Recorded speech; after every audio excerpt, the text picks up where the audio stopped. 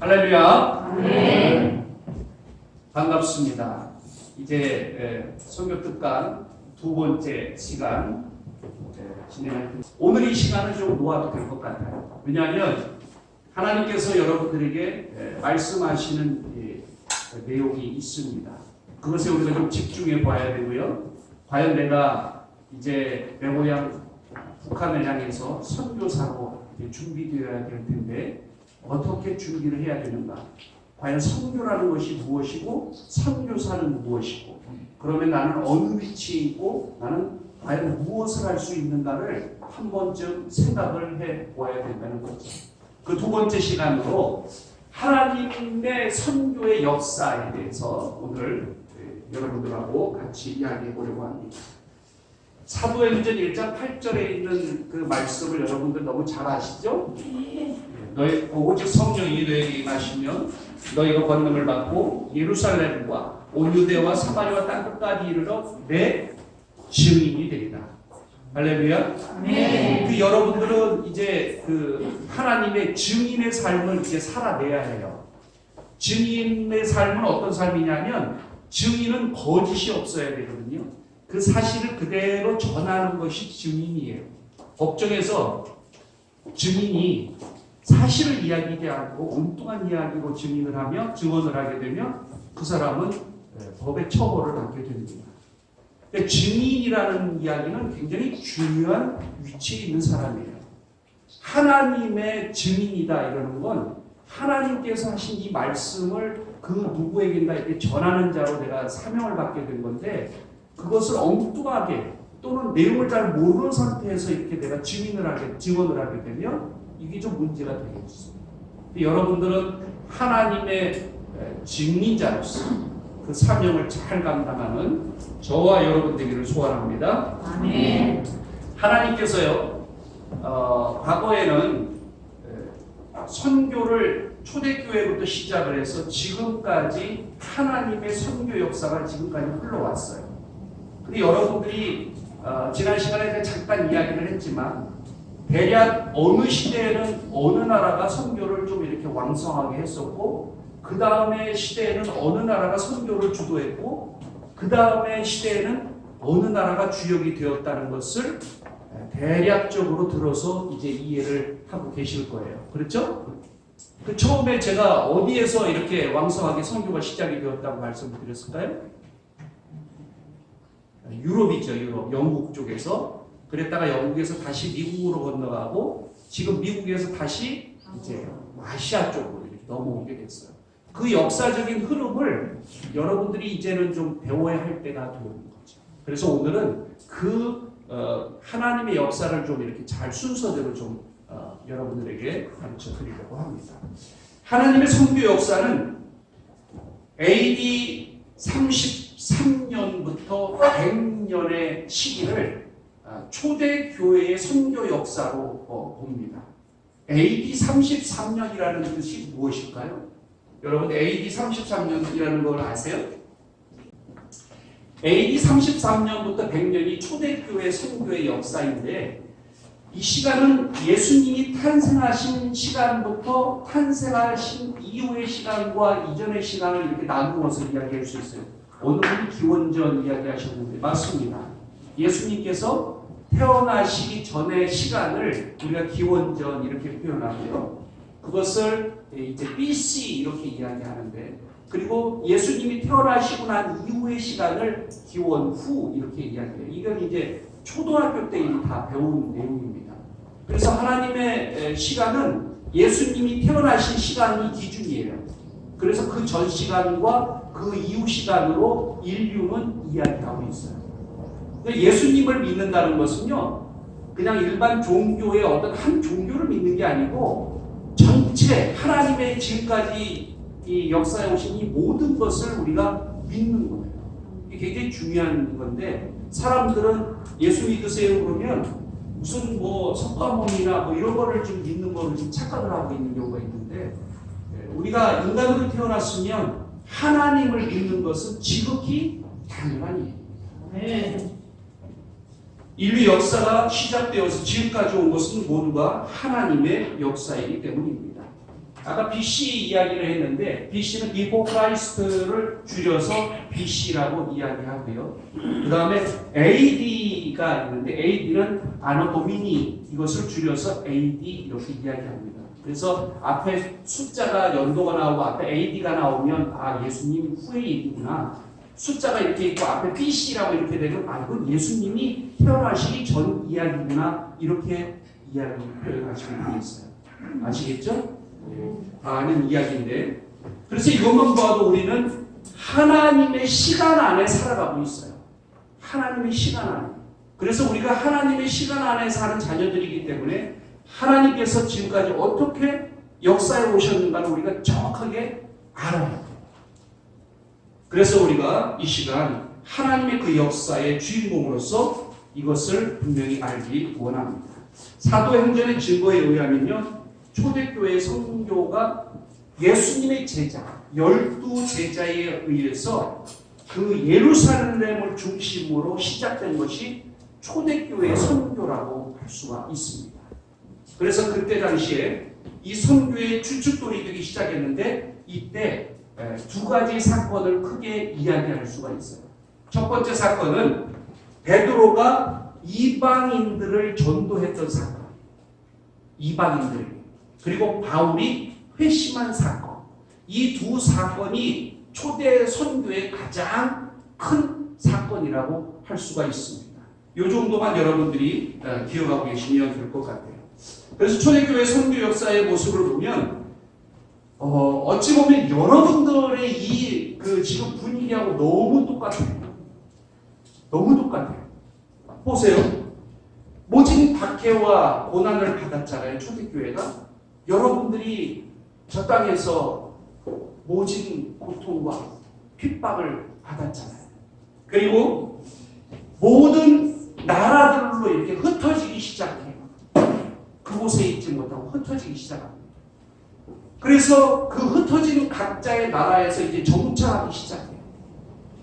바울과 같이 회심하고 그곳에서 전도하다가 이제는 이 시대의 마지막 땅끝. 마지막 땅끝이 어디라고 그랬죠? 네, 북한입니다. 가깝지만 가지 못하는 저 땅. 저 땅끝, 이 시대의 마지막 땅끝은 북한이에요. 그래서 저 북한으로 들어가려고 지금 여러분들이 선교 훈련을 받고 있는 거예요. 할렐루야. 네. 그리고 두 번째 시간인데 두 번째는 이제 선교에 어찌 보면 첫 시대를 이제 맞이하게 됩니다. 그때가 이제 AD 100년부터 500년까지의 시대를 이야기하는 거예요. 이 AD 100년 시대가 지나면서 기독교가 아주 급속하게 전파가 되기 시작합니다. 핍박도 많이 받았고요. 많이 모진 고통을 받았는데 어찌되었든 전도되기 시작하면서 급속하게 그렇게 교회가 기독교가 전파되기 시작합니다. 그것이 이제 AD 125년쯤 되면서 북아프리카 쪽으로 이렇게 넘어가게 되죠. 그래서 북아프리카에 AD 125년에 교회가 있는 것이 증거가 돼요. 우리가 생각할 때는 왜 아프리카부터 먼저 갔을까 그렇게 생각되어지는데 어찌됐든 하나님의 선교 역사는 초대교회로부터 시작해서 아프리카로 먼저 갑니다. 그래서 그 아프리카가 전도되기 시작하고 2세기부터 5세기까지 주로 이 북아프리카의 큰 도시를 중심으로 이제 전파가 되기 시작합니다. 그래서 초대 교회사라는 데를 보면 북아프리카 쪽에 이 그 교회사에 초대의 교회들이 많이 등장해요. 그리고 이제 그곳에 보면 이 터툴리안이나 카프리안, 클레멘트, 오리겐, 어거스틴 여러분들이 이름을 들어봤다면 맨 마지막에 어거스틴 정도 들어봤을 것 같아요. 이때에 이제 등장한 인물들이에요. 선교사로 이 시대에 굉장히 이른 시대에 등장한 인물입니다. 그래서 이들이 313년 기독교 선교 역사에 가장 커다란 획을 긋게 되는데 이것이 바로 로마 황제의 콘스탄틴의 회심이다 이렇게 이야기하는 거예요. 로마 황제가 회심을 하게 돼요. 회심이라는 거를 들어보셨죠? 회심. 회심은 잘 모르고 회개는 아세요? 예. 회개. 회개는 잘 아시는구나. 그럼 회개와 회심을 제가 한 1분 안에 잠깐 설명을 드리면 회개는 우리가 아는 문자적인 게 그 회개예요. 근데 정확한 표현의 헬라어에는 보면 이 회개라는 말은 안 써 있습니다. 회심으로 되어 있어요. 이게 왜냐하면 회개는요, 우리가 정서적으로 무언가 죄를 지은 것 같아. 되게 미안해. 그래서 어떤 반성하는 느낌? 막 이렇게 마음에 들면서 그것을 이제 회개한다. 돌이켜서 고친다. 이런 한자적인 그 해석이 있어요. 그래서 회개인데, 헬라어의 이 회심은 그런 뜻으로 표현되어 있지 않아요. 어떻게 표현되어 있냐면 방향을 이야기해요. 무엇으로부터 바뀌는. 그러니까 방향을 완전히 가던 길을 멈추고 돌아서야 되는 이런 뜻의 의미로 회심을 이야기합니다. 그러니까 마음이 변화되는 게 중요한 게 아니고 내가 생각하고 있는 이 모든 것, 지금까지 내 경험, 내 지식 이런 걸 완전히 내려놓고 엉뚱한 길로 가야 되는 거예요. 그게 엉뚱한 길이라는 것이 어디예요? 주님의 길이에요. 주님의 길. 표현한다면 낭떠러지에 제가 있어요. 이제 절벽을 오르려야 되는데 동화밧줄이 하나 내려와 있네. 동화밧줄을 딱 당겨보니까 이게 보통 튼튼한 게 아니에요. 딱 당겨보면 알잖아요. 썩었는지 안 썩었는지. 튼튼한 동화밧줄. 내 경험으로 알 수 있어요. 왜냐하면 눈으로 보아도 알 수 있고 당겨도 보았고 내 경험이에요. 내 지식이고 이것을 당겨보니까 이건 믿을만해요. 그래서 낭떠러지에서 벼랑을 타고 동화밧줄을 당겨가면서 올라가요. 잘 올라가는데 갑자기 주님의 음성이 들려요. 종호야, 그 밧줄을 놓아라. 내가 너를 비상하게 하리라. 나른다는 이야기죠. 내가 너를 도와주리라. 그랬는데 밧줄을 놔요, 안 놔요? 안 놓죠. 안 놓는 이유는 왜 안 놓는 줄 아세요? 내 생각이 거기에 있어요. 왜냐? 내 경험이 있거든. 이 손을 놓으면 떨어질 것이고 이 손을 놓으면 난 떨어져 죽는 게 뻔한데 내 생각이잖아요. 내 생각에 밧줄을 꼭 잡지 주님의 음성이 들려서 놓지를 않습니다. 이게 믿음이라는 것인데 믿음은 어떻게 보면 하나님께 전적인 순종일 수도 있어요. 이게 우리가 믿음을 가졌다고들 다 이야기하는데요. 사실 이 간단한 비유로 볼 때에도 우리 모두는 믿음이 내가 진짜 있나? 의심해 볼 필요가 있어요. 아무도 저라도 낭떠러지에서 밧줄을 타고 올라가는 저에게 갑자기 주님의 음성이 들려서 놓으라면 놓을 수 있을까? 못 놓죠? 그게 우리의 모습입니다. 저와 여러분의 모습입니다. 그래서 믿음이라는 거, 하나님께서 우리에게 주신 이 믿음, 그렇게 간단하게 넉넉하게 생각할 일이 아닙니다. 그래서 우리는 날마다 변화돼야 해요. 그게 이제 성화이고, 다시 말해서 우리가 회심하는 것인데, 이것들이 날마다 이루어지지 않으면 우리는 변화되지 않아요. 이게 날마다 있어야 그래도 조금 변화돼 갈까? 그래서 우리는 이렇게 오늘도 하나님의 선교 역사에 대해서 배우고 공부해 나가는 것입니다. 할렐루야. 그러나 우리가 이 시대가 이렇게 왕성하게 많은 선교사들, 굵직굵직한 선교사들로 인해서 선교가 왕성하게 이루어지는데 이때 이후에 갑자기 암흑시대로 변하게 됩니다. 그때가 이제 AD 500년부터 1000년까지를 이제 선교의 암흑시대다 이렇게 이야기합니다. 어떻게 암흑시대가 되었냐면 476년에 로마 제국이 멸망을 해요. 그런데 교회는 유럽에서 멸망하게 되면서 갑자기 강하게 이제 전파가 되기 시작합니다. 그래서 로마의 도시들은 북유럽, 그 다음에 중부 쪽에 이런 유럽 애들이 쳐들어온 이 야만인들이 있었어요. 그때 야만인들이 BC, 반달, 오스트로족 이런 외세 침략들이 있었는데 이 침략으로 인해서 점점 쇠퇴해가기 시작을 하는 거예요. 그래서 로마 제국이 멸망한 이후에 500년을 암흑의 시대다 이렇게 이야기합니다. 특히 900에서 1150년 동안에 이 사이에 중앙 권력의 악화, 봉건 제도가 이제 발전하고 바이킹족이 침략하게 되면서 기존의 교회 구조가 점점 붕괴가 되어가기 시작하는 시대가 바로 이 시대예요. 그래서 이 시대를 선교의 암흑기다 이렇게 이야기를 합니다. 또 하나 570년에 무하마드가 등장해요. 무하마드가 등장을 하면서 이슬람이 갑자기 고대 페르시아 왕국을 멸망을 시키게 됩니다. 그리고 예루살렘과 알렉산드리아까지 멸망을 시키게 돼요. 그러면서 1453년 약 한 1000년 정도의 이 기독교 제국이던 이 기둥이 완전히 함락이 되고 마는 거죠. 자, 여기까지 이렇게 보면 한 1000년 만에 결국 기독교는 이제 암흑시대, 결국 멸망을 하게 되는데 이때 529년 베네딕트 칙령이 세워지면서 수도원 제도라는 것이 생겨나기 시작해요.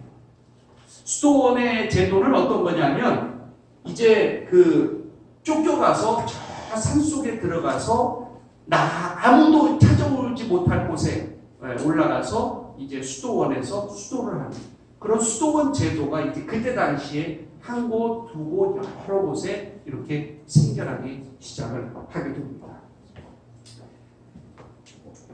그런데 이제 1000년부터 1500년에 다시 초기 유럽의 기독교가 이제 다시 한번 확장하게 되어집니다.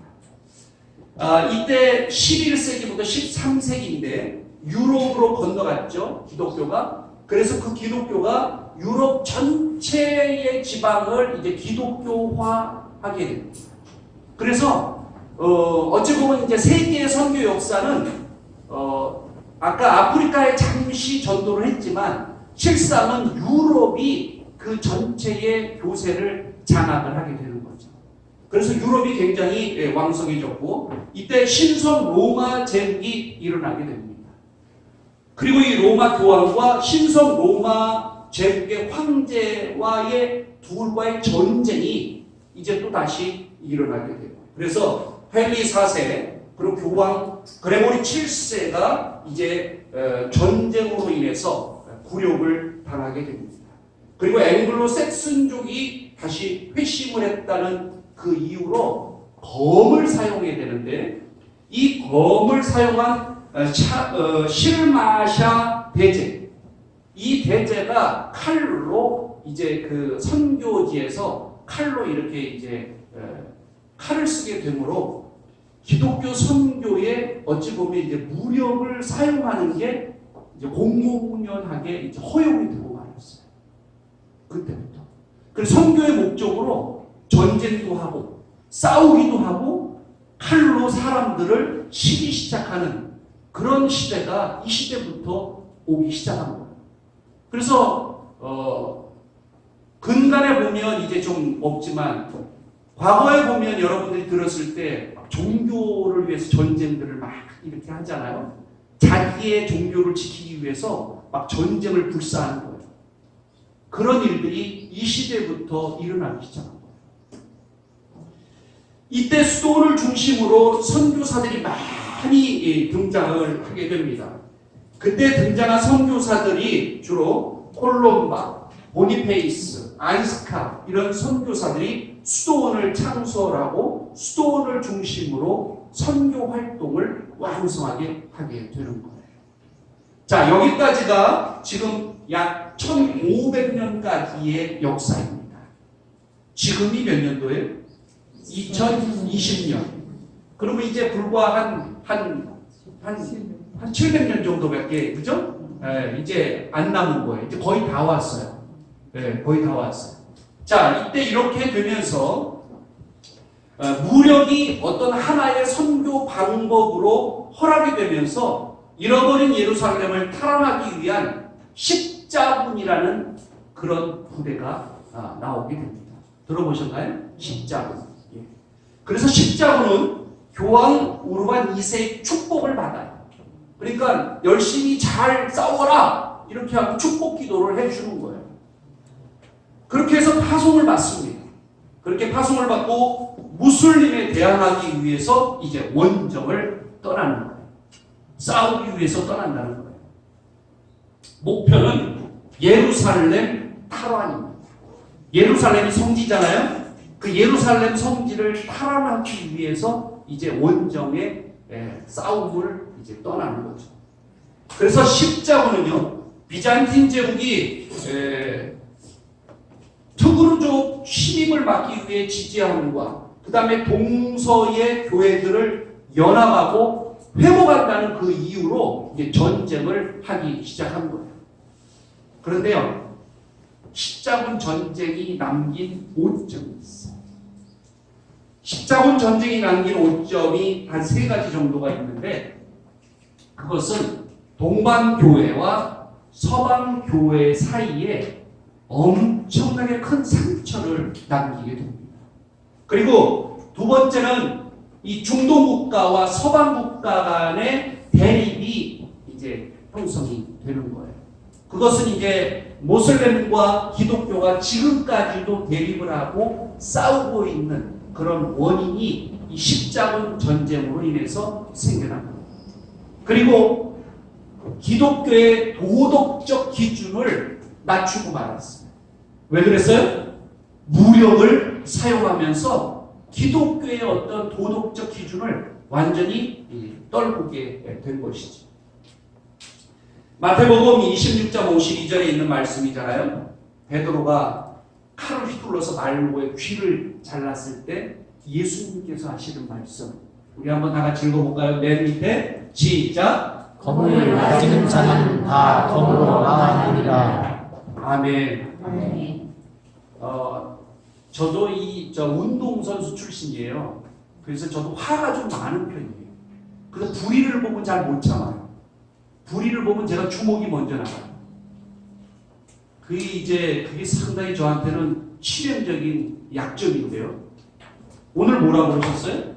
검을 가지다니 다 검으로 망한다고 말씀하십니다. 그리스도인들은 폭력을 쓰면 안 돼요. 폭력을 쓰면 안 돼요. 맞아야 돼요. 오른병을 치잖아요. 왼병을 치라고 돌려대줘야 돼요. 그게 그리스도인이에요. 우리가 피해를 보잖아요. 저놈 자식을 내가 가냥 둘 수가 없어. 이게 아니라 그들을 사랑해서 내가 좀 손해를 보아야 돼요. 그게 그리스도입니다. 할렐루야. 이렇게 되면서 다시 하나님의 선교 역사가 흐르는데 1500년부터 1670년에 발견의 시대가 도래돼요. 발견의 시대. 뭘 발견을 했는지 발견의 시대가 도래를 합니다. 이때 르네상스라는 단어가 이제 나오기 시작하는 거예요. 그러면서 문명이 발전을 하고 코페르니쿠스, 지동설, 지구가 움직인다, 이런 걸 그때 이제 막 이야기를 하기 시작한 거예요. 그때까지는 지구가 움직인다는 이야기를 누구도 하지 않았어요. 지구는 가만히 있는 거지 왜 그게 움직이나. 근데 이제 그때부터 지구가 막 움직인다. 그러면서 새로운 세계를 발견하자. 이러고 막 이제 배를 타고 모르는 나라에, 모르는 곳에 막 개척 정신을 가지고 막 떠나기 시작을 하는 거예요. 그렇다면 그때 이렇게 떠오르는 사람 인물이 있잖아요. 콜럼부스, 그죠? 그렇죠. 배를 타고 다른 대륙을 이렇게 가는 거예요. 궁금한 거야. 거기 도대체 어떤 사람들이 살고 있는지 궁금한 거예요. 우리가 미사일을 달나라에 쏘고 어디 다른 화성에 쏘고 막 이렇게 쏘아서 그게 궁금한 거야. 거기 도대체 누가 사는지. 그와 같은 거예요. 이게 이제 문명이 발전을 하면서 궁금해지기 시작하는 거죠. 그렇게 되면서 문명이 발전을 하게 됩니다. 그러다 보니까 세계 선교가 이것과 맞물려서 더 발전을 하게 돼요. 문명만 발전하는 게 아니야. 선교도 이것과 같이 더 발전을 하게 됩니다. 이때 로마 카톨릭이 전부 장악을 하게 됩니다. 로마 카톨릭이 세계 선교의 주름을 잡아버려요. 무엇보다 빼놓을 수 없는 것은 이 시기에 일어난 이제 종교개혁 운동이에요. 로마 카톨릭이 너무 모든 걸 잠식해버린 거예요. 그래서 이때 이제 종교개혁이 일어나요. 여러분들이 종교개혁 사람에게 이름 되면 누가 있죠? 마틴 루터 이런 사람들, 그죠? 그리고 우리 감리교의 창시자 요한 웨슬리 이런 분들을 다 들을 수 있어요. 이 시대에 종교개혁이 일어나면서 개신교는 선교의 뚜렷한 이제 어떤 목표를 표현하게 됩니다. 그때까지는 있는 듯 없는 듯 이렇게 있었어요. 그런데 개신교가 이제 나오기 시작하면서 가톨릭에 의해서 지금까지는 발붙일 틈이 없었어요. 그 핍박으로 인해서 눈치만 보아야 됐어요. 가톨릭이 워낙 교세가 세기 때문에. 그랬는데 이제 로마 카톨릭의 그 교세가 얼마나 강했느냐면 국가와 카톨릭이 동급이에요. 제 바람이 있다면 기독교가 우리 국가와 좀 동격이었으면 좋겠어요. 할렐루야. 네. 그 동격이에요, 동격. 카톨릭. 그 정도로 파워가 있었어요. 그러니까 카톨릭에서 장관을 임명해도 아무런 문제가 되지 않았어요. 그러니까 자연히 어떻게 돼요? 정치와 밀접한 관계를 갖게 돼요. 종교는 정치와 관계를 가지면 안 돼요. 근데 카톨릭이 워낙 모세가 세니까 정치를 하기 시작합니다. 이제 사람들을 막 임명하기 시작하고 이렇게 되면서 지도자들은 신학적 논쟁에 휩쓸리게 되는데 이때 성도들은 이제 세상이 곧 끝날 것 같다. 이런 생각들을 하면서 선교를 좀 더 왕성하게 해야 되겠는데 힘이 그렇게 뒷받침이 되지 못하고 그저 그 시기를 이제 지나가게 됩니다. 그러면서 개신교가 이제 유럽 선교의 시대를 맞는데 이때가 1600부터 1800년까지 한 200년간 그런 이제 선교의 시대를 맞이합니다. 이때는 개신교가 유럽의 선교를 이제 장악하는 시대가 오는 거예요. 이때가 17, 18세기인데 산업혁명을 일으켰고요. 세계로 진출을 끊임없이 하면서 도전을 하게 됩니다. 이때 일어난 것이 영국의 정교도 말씀드렸죠? 그리고 독일의 경건주의 이런 것들이 이제 교회의 갱신과 같이 어떤 영적 대각성의 운동을 이제 펼치게 됩니다. 그러면서 이제 세계 부흥 또 세계 선교를 향한 이것들을 이제 강조하기 시작을 합니다. 그리고 또 하나 등장한 것이 이제 진젠도르프라는 사람인데 이 사람이 모라비안주의를 이제 펼치기 시작합니다. 근데 모라비안주의의 영향을 받은 웨슬리도 사실 모라비안주의가 될 수 있었는데 이 진젠도르프가 워낙 무슨 교주처럼 이렇게 등장을 하다 보니까 진젠도르프에서 벗어나서 경건주의로 모라비안주의로 가지 않고 웨슬리안은 따로 이렇게 감리교를 창시하게 되죠.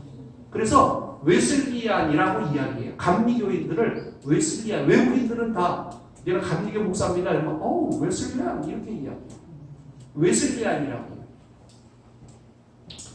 해요. 이렇게 되면서 영국의 청교도, 그 다음에 독일의 경건주의, 진젠도르프의 모라비안주의, 그리고 요한 웨슬레 감리교 창시자가 이제 웨슬리안을 이제 주장하는 그런 시대로 이제 이 시대를 마칩니다. 그리고 이제 다시 오는 것이 정말로 이제 1900년대까지 한 100년 정도가 정말 위대한 선교의 시대가 도래합니다. 어떤 일들이 있었느냐면 이 시대에는 정말 아주 많은 선교회가 결성이 돼요. 그냥 막연히 선교가 아니라 각 유럽의 나라들의 어떤 선교가 교회를 중심으로 선교 단체들을 많이 만들어내기 시작해요. 선교 단체가 만들어지면 선교사가 많아지는 거예요. 왜냐하면 선교 단체에서 선교사들을 파송해야 돼요. 그래서 많은 선교사들이 배출이 되기 시작을 합니다. 그래서 서구 세계가 경제적, 정치적으로 주도권을 잡았고 세계 선교를 주도하기 시작하는데 지금은 미국이 세계 선교의 주도권을 잡았다고 말씀을 드렸죠. 지금은 미국이 세계 선교의 주도권을 잡고 있습니다. 다음 세대의 선교의 주역은 어디가 될 것 같으세요? 한국. 와. 할렐루야 맞습니다. 근데 여러분들 기도가 많이 필요합니다. 저희가 그렇게 외치고 있어요. 기도할 때마다 주여 다음 세대의 선교 주역이 되게 해주옵소서 하는데 사실 조금 아슬아슬. 한때는 우리가 미국을 제외한 다음으로 선교사도 가장 많이 파송하는 그런 나라였고요. 정말 선교의 1등 국가라는 말을 들었어요. 요즘 동남아의 나라들이 여러 나라가 이 선교의 열정을 가지고 일어나고 있습니다. 그래서 선교사 파송하는 숫자가 그들이 우리를 치고 올라오고 있어요. 점점 치고 올라오고 있어요. 중국이 그렇게 될 줄 알았어요. 중국이 그렇게 될 줄 알았는데 중국이 갑자기 선교사를 몰아내기 시작하고 갑자기 기독교를 탄압하기 시작하면서 그 숫자에서 제외가 되기 시작합니다. 그래서 여러분들이 기도를 정말 많이 해 주셔야 합니다. 이렇게 되면서 현대 선교의 아버지로 불리우는 윌리엄 캐리라는 사람이 등장을 하게 됩니다. 윌리엄 캐리는 잠깐 말씀을 드리면 선교단체의 이 필요성을 이 사람이 느꼈어요. 그래서 이 선교단체를 이제 결성을 하고 후원자들을 이제 결성을 합니다. 그럼 후원자가 결성이 된다는 건 뭐냐면 후원자들이 그냥 결성만 된 게 아니라 이분들은 할 일이 있어. 뭘 해야 되죠? 기도해 줘야 돼요. 그리고 자기네들이 생업에서 번 돈의 일부분을 가지고 후원을 해줘야 돼요. 이게 이제 후원자들이 하는 일들이고요. 이때 이제 지금의 어떤 선교단체의 모습이 이때 나오기 시작하는 거예요. 그래서 이 윌리엄 캐리의 선교 방법이 지금까지도 선교사들에게 많이 적용이 되고 있어요. 그리고 이제 그 이후에 우리가 잘 아는 아펜젤러나 언더우드 선교사가 이제 등장을 하기 시작한 것입니다. 이제 다음에 19세기부터 20세기 초반까지 미국 개신교 운동이 일어나죠. 자, 이때가 이제 미국이 선교의 시대가 되는 거예요. 이때부터 미국이 상당히 많은 선교사들을 파송하게 됩니다. 이때 특별히 등장한 인물이 있는데 평신도인데요. 평신도인데 지도자를 했어요. 평신도 지도자 존 나레이 몬트라는 사람이 등장을 합니다. 이 사람이 굉장히 획기적인 그 역할을 감당하게 되는데 이런 말을 남겼어요. 이 세대 안으로 세계를 복음화하자. 이렇게 외쳤던 인물입니다. 그리고 또 한 사람이 등장하게 되는데 여러분들이 너무나 잘 아는 무디 목사님이 등장을 합니다. 탁월한 영적 지도자였죠. 이 무디 목사님과 평신도 지도자 존 나레이 몬트가 등장하게 되면서 미국의 선교의 한 중심이 되었던 것입니다.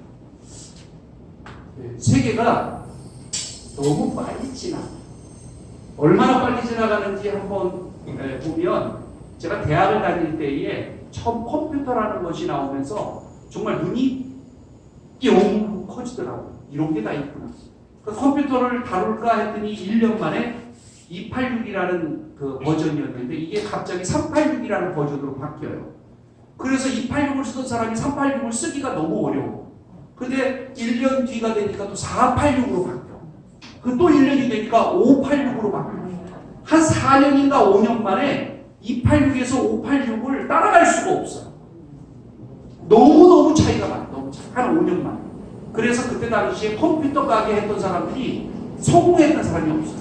왜냐하면 자꾸 바뀌니까 이걸 자기들도 따라가지 못하는 자기. 또 그때 컴퓨터는 얼마나 컸냐면요. 한 기업에서 컴퓨터를 가지고 장사를 하려면 컴퓨터가 얼마나 있냐면 한 층이 다 컴퓨터예요. 한 층은 전부. 여기는 뭐 기획실 컴퓨터야. 저쪽에는 뭐 어디 총무부 컴퓨터야. 이런 식으로 컴퓨터가 너무 커요. 그래서 컴퓨터가 한 층이 전부 컴퓨터였어야 돼요. 그래야 회사가 돌아가요. 그런데 그리고 한 30년 지났나 지금? 한 30년쯤 지났는데 그 컴퓨터 크기가 얼마나 작아졌는지 아세요? 요 새끼손톱만해졌어. 새끼손톱 안에 그 컴퓨터 그 큰 게 다 들어와 있어. 그리고 이 컴퓨터가 어디로 넣냐면 여러분들 이 휴대폰 칩으로 싹 들어가서 휴대폰 하나가 웬만한 회사를 운영할 수 있을 만큼의 용량을 그 안에 가지고 있게 됩니다. 이렇게 빨리 지나가는데 이걸 어떻게 우리가 따라가요? 못 따라가요. 따라갈 수가 없어요. 그래 따라가다가 포기하고 그래도 따라갈래 하고 지금도 휴대폰을 붙잡고 있는 거예요. 휴대폰 붙잡으면 따라가는 줄 알고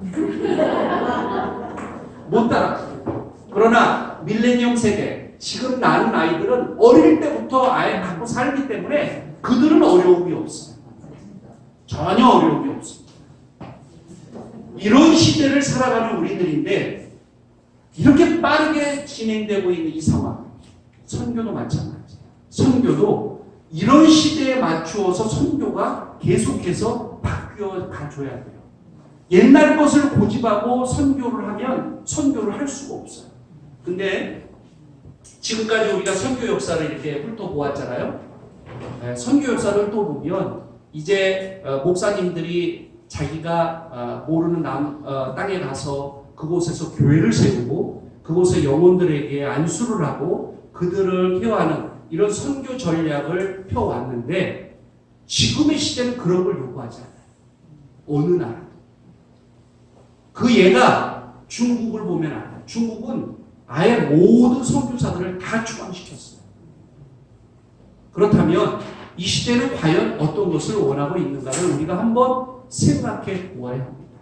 여러분들이 이제 북한 선교사로 준비되고 우리가 이제 준비하고 있는데 과연 내가 살았던 저 고향은 무엇을 원하고 있는가를 우리가 먼저 살펴보아야 돼요. 그곳에 가서 교회 세우고 목사 다 될 거예요? 그런 시대는 지났어요. 그런 시대는 지났어요. 그곳에 필요한 것이 무엇인가를 먼저 우리가 발견해야 돼요. 그리고 내 달란트가 무엇인가? 내가 제일 잘할 수 있는 게 무엇인가? 이것을 먼저 발견해서 이것을 내가 드림으로 귀하게 쓰임받을 수 있는 이런 것들을 우리가 선교 훈련을 통해서 찾아내야 하는 거예요. 저는 의사가 아니에요. 그런데 의료 선교를 감당했어요. 그게 제가 이해가 안 됐어요. 의료 선교를 왜 의사도 아닌데 날 의료 선교를 시키실까? 고민해보고 기도해보니까 저에게 장점이 있었어요. 저는 많은 사람들을 만나고 이렇게 대화하는 거에 좀 다른 분들보다 좀 탁월했던 것 같아요. 그래서 강 건너에서 넘어온 관료들, 또 중국 정부에서 와서 하는 이 관료들과 만날 때 굉장히 좀 유하게 잘 서로 융화해서 일을 할 수가 있었더라고요. 그래서 저를 그곳에 보내신 것 같아요. 아까 어떤 분이 고백을 하셨는데 이제 마지막 세대를 제3세계가 주도한다. 이제 세계 선교는 제3세대가 주도한다. 이렇게 하나님께서 말씀하고 있습니다.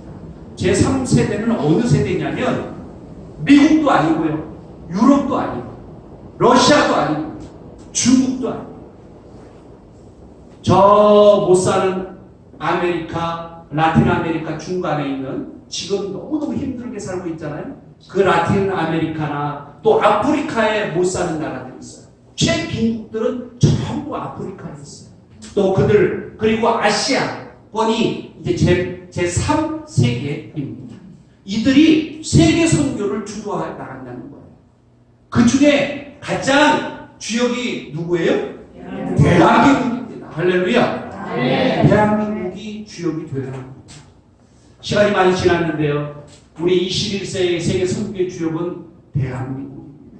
그래서 여러분들이 중요한 위치에 있습니다. 우리가 지금 한국의 선교사가 10,000명이 넘었습니다. 10,000명이 넘었는데 숫자가 중요한 게 아니라 앞으로 그러면 북한 선교를 위해서 얼마나 많은 숫자의 선교사들이 들어가서 저 땅을 복음화시킬 건가. 숫자가 중요합니다. 정말 하나님께서 쓰임받을 만한 단 한 사람만 있으면 북한은 복음화됩니다. 저 땅에 그 한 영혼이 필요한 거예요. 많은 나라가 필요치 않아요. 정말 하나님께 쓰임받을 만한 단 한 나라, 우리 대한민국이 되기를 간절히 소원합니다. 그러면 여러분들은 지금 어느 위치에 와 있는가를 생각을 해봐요. 어느 위치에 와 있는가. 나는 과연 이제 선교사로서 사명받고, 오늘 목사님 찬양했잖아요. 사명. 제가 선교지에서 너무나 눈물을 흘리면서 불렀던 찬양이 사명입니다. 나의 사명이 과연 무엇인가? 나의 달란트가 무엇이며 지금 이 시대에는 무엇을 원하고 있는가? 이제 앞으로 저희가 이제 제 3번째, 4번째, 올해가 마지막 끝날 때까지 계속해서 선교의 강의를 듣게 될 텐데, 이제는 좀 구체적으로 들어갈 거예요. 어떤 선교는 어떻게 진행할 거며 어떻게 했을 때 효과적인가, 이런 것들을 우리가, 그리고 지금의 선교는 방법을 어떻게 해야 되는가. 여러분들이 들고 있는 휴대폰이 많은데 그러면 요즘 시대는 가서 해야 되는가, 내가 그 땅에 밟아야 되는가. 북한은 가지를 못한다는데 내가 가야 선교사인데, 가야만 선교사인 걸로 생각하면 이게 지금 그 시대가 아니에요. 가지를 않더라도 나는 지금 북한 선교사일 수 있어요. 왜냐? 지금 다 서로 통신이 되고 있기 때문에, 다 정보를 교환할 수 있기 때문에 충분히 가능합니다. 제가 지금 북한 선교를 중국에서 하고 있는데 지금 이와 같은 선교를 하고 있습니다. 제가 가지는 못하지만 현지인들이 너무나 잘해주고 있어요. 현지인이 하기 때문에. 그리고 현지인이 하게 만들어 주어야 돼요. 이런 것들을 이제 우리가 올 한 해 동안 공부하게 될 것입니다. 시간이 좀 많이 지났는데요. 한 40분 정도에 끝날까 했는데 55분이 되었습니다. 여러분들 이제 초대교회로부터 시작해서 지금 시대까지 우리가 어떤 위치에 왔는가를 다시 한번 우리가 지난 시간에 이어서 되짚어 보았습니다. 주님, 이 시간 저에게 사명 다시 한번 뜨거운 사명을 주셔서 하나님께서 맡겨주신 이 일들을 잘 감당할 수 있는 선교사가 되도록 주님 인도해 주옵소서. 다 같이 우리 1분만 뜨겁게 기도하겠습니다. 좋으신 아버지 하나님 은혜 감사합니다.